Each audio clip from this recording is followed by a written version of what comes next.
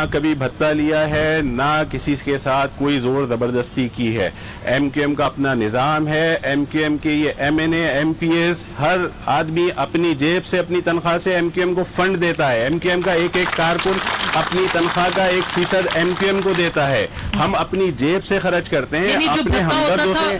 M Q M کا کسی بھتے سے کوئی تعلق نہیں۔ الزامات یہ بات جو ہے وہ عدالتیں طے کریں گی، عدالتوں میں مقدمات لے کے جائیں، وہ طے کریں گی کہ کون بھتہ لیتا تھا۔ کوئی ایک الزام تو ثابت نہیں ہو سکا آج تک کسی عدالت کے اندر۔ آپ نہیں سمجھتے کہ آپ کے یعنی ایم کیو ایم کی کردار جو کہ لوگ سمجھتے تھے کہ ایک ایجوکیٹڈ کلاس، ایک احساس محرومی، کوٹا سسٹم کو ختم کرنے کے لیے ایک جماعت بنی، پھر پیپلز پارٹی کے ساتھ مل کے آپ نے اسی کوٹا سسٹم کو توسیع دی، وہ تو کسی اور نے نہیں دی۔ میرا خیال ہے کہ یہاں ریکارڈ کو درست کرنے کی ضرورت ہے۔ ہم نے کبھی کوٹا سسٹم کو دوبارہ نافذ کرنے کے لیے پیپلز پارٹی کا ساتھ نہیں دیا۔ ہم نے ہمیشہ کولیشن میں حکومت میں ہونے کے ساتھ ساتھ ہم اپنے تحفظات اور اپنے اعتراضات بھی وہاں پر اٹھاتے رہے ہیں۔ اسمبلی کے اندر ہمارے لوگوں کے ہماری تقاریر موجود ہیں، ہمارے اعتراضات موجود ہیں۔ ہم نے کبھی بھی اس کی حمایت نہیں کی، ہم نے ہمیشہ اس کے اوپر بات کی ہے۔ ایم کیو ایم ایک مڈل کلاس طبقے کی جماعت ہے اور واحد جماعت ہے پورے پاکستان کی جس کے اندر مڈل کلاس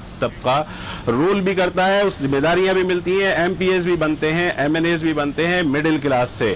اس ملک کی کوئی جماعت ایسی نہیں ہے کہ جس کے اندر مڈل کلاس طبقے کو ذمہ داریوں پر لایا جاتا ہو یا نمائندگی دی جاتی ہو۔ کسی پارٹی میں نہیں ہے، سب کے اندر کوئی سرمایہ دار ہے، کوئی جاگیردار ہے، کوئی وغیرہ ہے۔ یہ ایم کیو ایم ہے اور یہ ایم کیو ایم وہی سیاست کر رہی ہے۔ اگر آپ کی یہ باتیں درست ہوں تو اس کراچی کی عوام ایم کیو ایم کا ساتھ چھوڑ چکے ہوتے۔ آپ کو لگتا ہے کہ اس وقت آپ کے ساتھ ہیں عوام؟ لگتا نہیں ہے، یہ یقین ہے، یہ یقین ہے، لگتا نہیں ہے،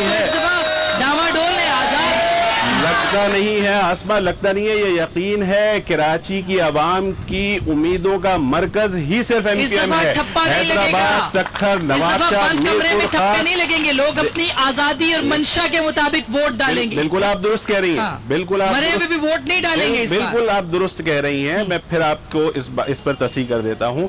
یہ الزامات لگانا بہت آسان ہوتے ہیں، لیکن یہ الزامات لگانے کے وقت 246 میں الیکشن ہوا ہے جب فوج کے افسران، فوج کے سپاہی پولنگ اسٹیشن کے اندر کمرے میں موجود تھے۔ اس کے بعد بھی آپ نے نتائج دیکھ لیے تھے، اس کے بعد جب آپ کے اندر تقسیم ہوئی ہے بہت فرق پڑا ہے۔